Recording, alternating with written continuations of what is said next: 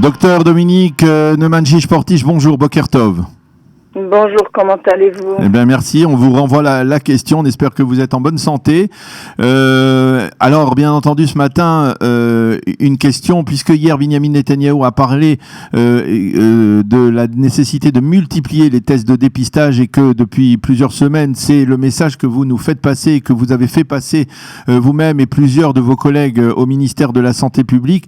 La première question que l'on se pose, c'est pourquoi finalement, on a le sentiment que tout cela se met en marche très lentement. On parlait la semaine dernière, quand on s'est parlé, je crois que mercredi dernier, on parlait d'un test de dépistage, d'une nécessité de quadrupler le nombre de tests de dépistage qui n'était qu'à 500, donc 2000. Et là, on a du mal. Binyamin Netanyahou dit que dimanche, on arrivera à 3000. Pourquoi tout cela se met en place si difficilement ? D'abord, je pense que le ministère de la Santé, dans ce sujet spécifiquement, a fauté.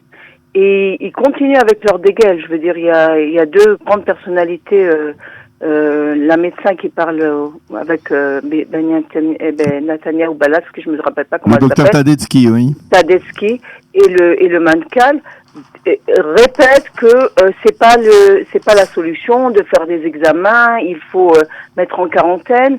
Ils ont raison, il faut mettre en quarantaine parce que quand vous enfermez les gens, ils peuvent pas contaminer les autres. C'est une chose qui est sûre. Mais d'un autre côté, il y a des centres qui ne peuvent pas être fermés. Maintenant, ce que je voudrais dire aujourd'hui est mettre l'accent sur les hôpitaux. C'est l'hôpital est par excellence l'endroit le plus problématique parce que tout ce qu'on fait à l'extérieur, qu'on met en quarantaine et qu'on dise de se maintenir à 2 mètres de distance, etc. C'est bon, c'est presque du luxe. Mais on peut pas faire ça à l'hôpital.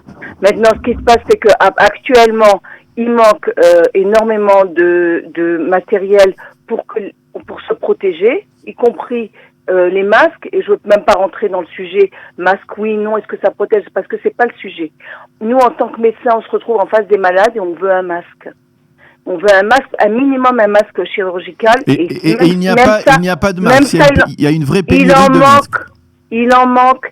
Et ce qui se passe, c'est que maintenant, on est arrivé au stade où il y a plus de 21 personnes de personnel médical qui sont malades, qui ont le corona. Ça passe par les médecins, par les travailleurs de logistique qui réparent, les infirmières, laboratoires. Où il y a eu une directrice de laboratoire à Tel Hashomer et c'était la même personne qui devait donner la formation pour ouvrir de nouveaux laboratoires pour pouvoir faire plus de tests. Elle aussi est malade. Alors, ce qui se passe, c'est qu'il y a plus de 21 personnes chez le personnel médical qui est malade, plus de 2500 personnes qui sont en quarantaine. Alors moi, je veux bien qu'on nous parle des appareils de ventilation, il y a 1000 appareils de plus, etc. Mais si vous n'avez pas de personnel médical pour vous en servir, là où je veux arriver, c'est que soit il faut multiplier les tests et j'ai assez brandi l'étendard, mais je pense que maintenant le focus doit se faire. On enferme les gens. C'est réussi, moins réussi. Il y a eu des problèmes. Ça veut dire il faut le confinement total. Il faut le confinement et je pense que ce qu'a fait le Mancal du ministère d'Abriout il y a 2 jours, c'est d'apeurer la population. D'effrayer, oui. Écoute, ok, ça a marché. En un jour, tout s'est vidé. Le soleil, le temps a aidé, mais en un jour, ça s'est à peu près vidé. Les rues, les plages, etc. Mais le fait est que les examens doivent se faire, à mon goût, en priorité dans les hôpitaux. Savoir quels sont les malades que les médecins soignent. Et alors, qu'est-ce qui se passera à ce moment-là? Si on sait qu'il y a des malades dans l'hôpital et des gens, on va dire un nombre important de malades, qu'est-ce que l'on peut faire? Est-ce que les hôpitaux sont préparés pour accueillir un maximum de malades? On a vu par exemple hier à Shiva Tel Hashomer qu'on installait à peine donc un département spécial Corona. À Shiva Tel Hashomer, c'est le premier qui a installé. C'est le premier. Avec les tentes, comme ils ont interrogé la pédiatre qui soigne là-bas, elle a dit c'est l'endroit le plus sûr où être. On me demande si j'ai peur. Bien sûr qu'elle n'a pas peur, elle est protégée de la tête aux pieds et elle sait qui est malade et qui n'est pas malade. Le problème, je vais vous dire, le problème, c'est les urgences. Alors d'abord, il y a 30% de moins de malades qui arrivent aux urgences, qui est une bonne chose et une mauvaise chose, parce que les gens ont peur d'arriver aux urgences. Alors, c'est vrai qu'il y a beaucoup trop de gens qui viennent aux urgences pour n'importe quoi, mais ça risque de limiter aussi les cas qui ont vraiment besoin des urgences, comme des problèmes cardiaques, etc. Et là, ça peut être dangereux. Alors, moins de gens arrivent aux urgences, mais dans l'hôpital lui-même, il y a eu un cas d'un malade de dialyse à l'hôpital Wolfson. Il y a eu un cas de malade avec pneumonie à Ichilov qui n'ont pas été testés et qui ont contaminé plein de gens là-bas parce qu'ils circulent librement dans l'hôpital. Alors, je veux dire, d'après moi, le focus doit se faire dans les milieux hospitaliers maintenant pour essayer de détecter le plus possible. Il y a une infirmière, il y a 2 jours, il y a une infirmière à Sharet Zedek, je veux même pas dire le service pour pas faire paniquer les gens, qui s'est baladée pas mal de temps positive. Alors, il se passe quelque chose. Je pense que l'épicentre des infections, il se trouve maintenant dans les hôpitaux, on doit focaliser. Maintenant, il y a un problème qui disent qu'il manque des cotons-tiges, il manque des AirPods. Alors, ça m'oblige à vous poser la question. Ça veut dire qu'on n'était pas préparé. C'est-à-dire, on a le sentiment qu'on a pris au niveau de la mesure de la santé publique des mesures les plus draconiennes qui soient, c'est-à-dire paralyser toute une population, provoquer, on va dire une récession terrible au niveau économique. Mais il manque des cotons-tiges. Oui. Mais ça, je vous l'ai déjà dit dans les précédentes comment c'est émissions, possible qu'on ne sait pas. Ça, faut le demander au ministère de la Santé. C'est eux qui font toute la logistique de ce qui se prépare. Mais d'après moi, c'est pour ça que j'ai commencé. S'il y a un sujet dans lequel ils ont fauté, c'est là-dedans. Je pense qu'il y a un problème. Alors, à chaque fois que vous les entendez, ils essaient de se débiner et de donner des réponses qui sont pas des réponses et de dire que l'examen, c'est pas un traitement, c'est juste un moyen de détection, etc. Mais, je veux dire, moi, ils arrivent pas à me convaincre. Ils arrivent vraiment pas à me convaincre. Et vous avez le sentiment que Benyamin Netanyahu a été peut-être plus convaincu parce que hier, c'est le Premier ministre, il a clairement dit, il a dit au ministère de la Santé, on veut un confinement total. Moi, je préfère qu'il y ait un maximum de tests de dépistage et que l'on augmente le rythme de ces tests le plus rapidement possible. Oui, je pense que Benyamin Netanyahu a été convaincu par ça. Je pense que Bennett l'a un peu aidé. D'après ce que j'ai compris, il a un peu monté le ton dans le sujet.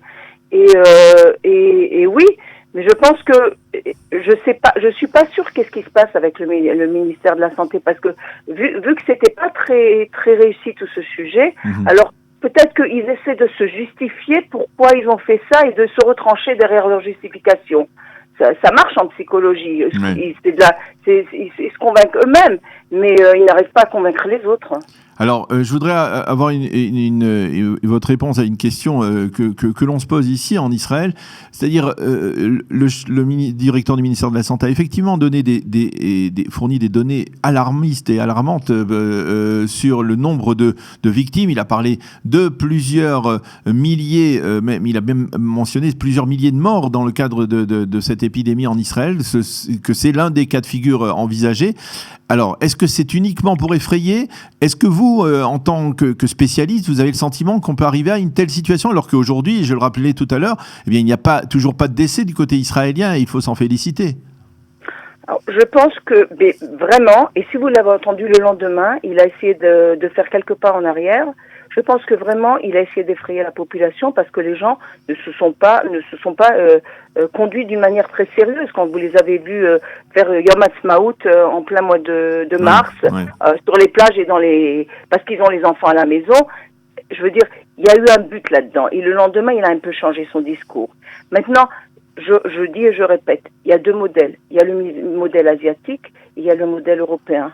L'Italie est en train de se casser la figure en grand. Hier, en une journée, ils ont eu 475 morts. Et j'ai entendu une médecin qui parlait hier et qui a dit, au départ, ils intubaient pas au-dessus de 85 ans. Maintenant, ils n'intubent pas au-dessus de 65 ans. Ils ne font pas de funérailles pour leurs morts. Il n'y a pas de famille autour. Enfin, c'est apocalyptique ce qui se passe en Italie. D'un autre côté, vous voyez le modèle asiatique qui a su être sévère et enfermer les gens et faire beaucoup d'examens. Et aujourd'hui, ce matin, j'ai entendu que c'est le premier jour dans le district en Chine où tout a commencé, qu'il n'y a pas eu un cas de contamination. Les gens sortent de leur maison. Alors, je veux dire, il faut regarder aussi les modèles qui sont autour de nous. On peut apprendre. Il y a une expérience mondiale dans le sujet. Alors, et je pense que ça devrait marcher. On n'arrivera pas à un état apocalyptique en Israël. Donc, vous nous le dites très brièvement. Il nous reste 1 minute pour dialoguer ensemble. Respectez les mesures annoncées par la santé publique, restez chez vous, restez confinés, soyez disciplinés. C'est cela le message ? Absolument, absolument. Restez disciplinés et que le ministère de la Santé remplisse un peu plus sa fonction en essayant de détecter le plus possible de gens qui se baladent partout, y compris dans les hôpitaux. Oui, absolument. Eh bien, docteur Dominique Neumann-Chiche-Portiche, merci beaucoup d'avoir été avec nous, fidèle au poste, et de nous avoir mieux permis de comprendre cette situation, la complexité de cette situation, en espérant bien entendu qu'on se rencontre toujours dans une situation où on ait au moins le sentiment que cette crise est gérée, qu'il n'y ait toujours pas de victimes, comme c'est le cas pour l'instant encore en Israël, fort heureusement. Merci beaucoup d'avoir été avec nous. Amen. Bonne journée. Bonne santé à tout le monde. Au revoir. Merci, au revoir.